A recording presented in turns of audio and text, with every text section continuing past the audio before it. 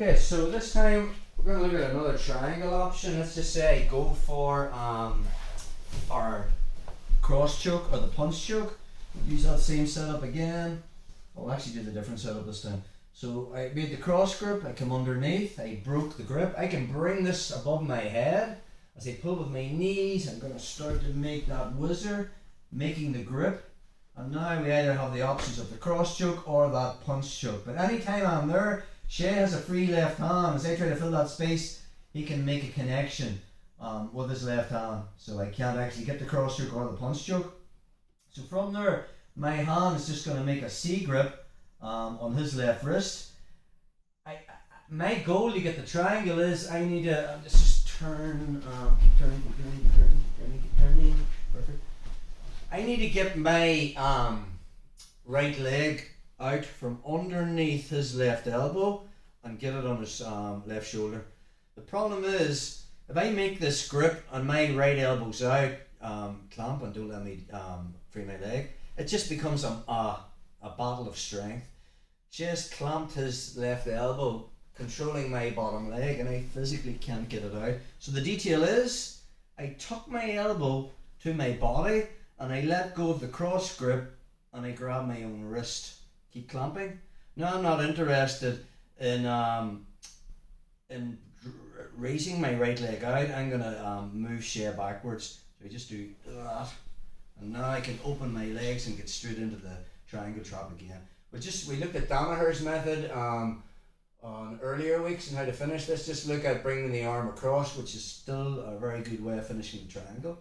So the second I get to here, I'm going to release, drag the arm across, find the head, and now from that position I'm going to put my left foot on Shay's right hip, control his head with my right hand, grab my shin and shoulder walk back so I can make sure that his right shoulder isn't inside the triangle.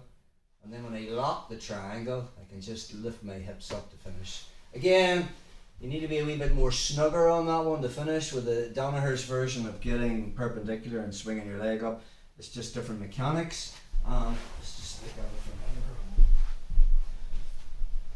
So we just do that same setup again, of breaking that cross grip. So again, I make that cross grip, I turn my wrist up so the sharp bit is into Shay's wrist, pull with my knees, and as I break it above my head, I keep bringing this above my head. Left arm swims inside, and now I just make that connection, that overhook. So again, from here, we're going to hip out. We're looking for that angle. She has a free hand, he brings his hand inside.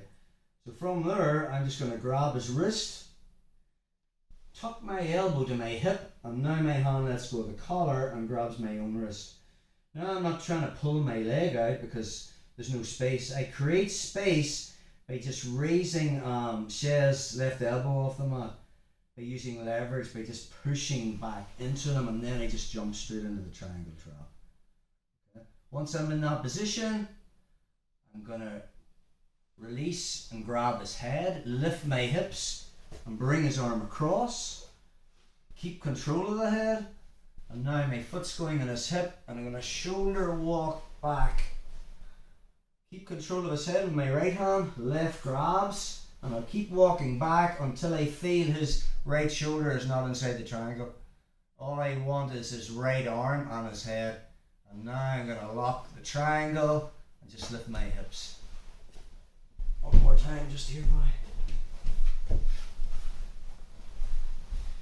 So, break that grip, bring it across, crossover hook on. Start to work the choke, he defends. So from there I just grab my wrist, tuck my elbow to my body and grab my own wrist.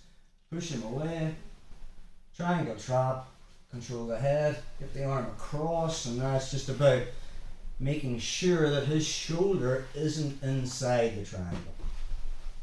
So that's our wrist pin arm across triangle when he defends the cross choke or the punch choke.